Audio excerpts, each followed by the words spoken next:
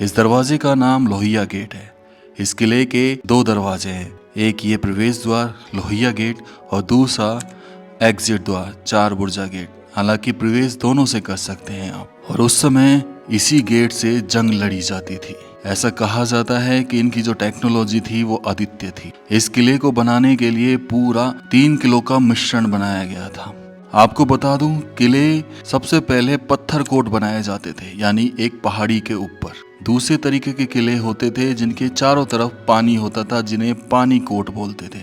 और तीसरा किला होता था धूल कोट, जिसके चारों तरफ मिट्टी के टीले हुआ करते थे। लेकिन भरतपुर वालों ने एक ऐसा हल निकाला जो इनका तीनों का मिश्रण रहा। सबसे पहले इन्होंने पहाड़ी के चारों तरफ खाई खोदी और उस खाई में लेके आए किसी नहर का पानी, और फिर उस खाई से जो मिट्टी निकली उसको इन बुर्जों पे चढ़ा दिया गया। तो इस तरीके से पत्थर कोट, पानी कोट और धूल कोट तीनों का मिश्रण ये किला था।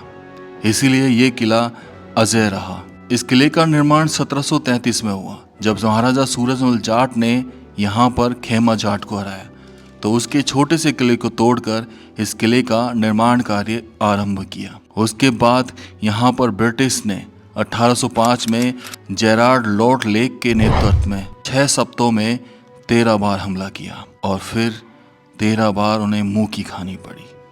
उस समय नेतृत्व कर रहे थे दुर्जन सिंह और माधो सिंह। और एक कहानी प्रचलित हुई, 8 फिरंगी 9 गोरे, लड़े चाट के 2 छोरे। यही थे वो 2 छोरे जिन्होंने डटकर लड़ाई की।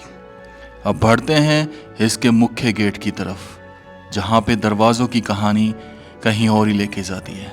ये दरवाजे चित्तौड़गढ़ के किले के हैं। जब अलाउद्दीन खिलजी ने चित्तौड़गढ़ के किले को जीता तो अपने साथ इन दरवाजों को लाल किले ले गया।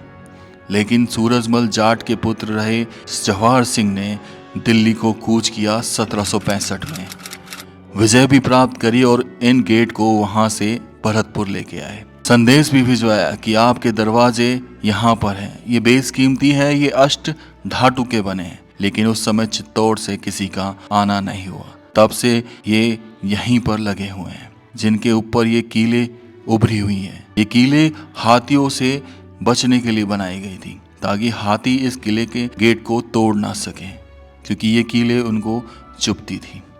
तो चलिए अब चलते हैं यहाँ से सीधा इस किले के अंदर और पहुँचते हैं राजा के दरबार में, जो आजकल राजकीय संग्रहालय बना हुआ है।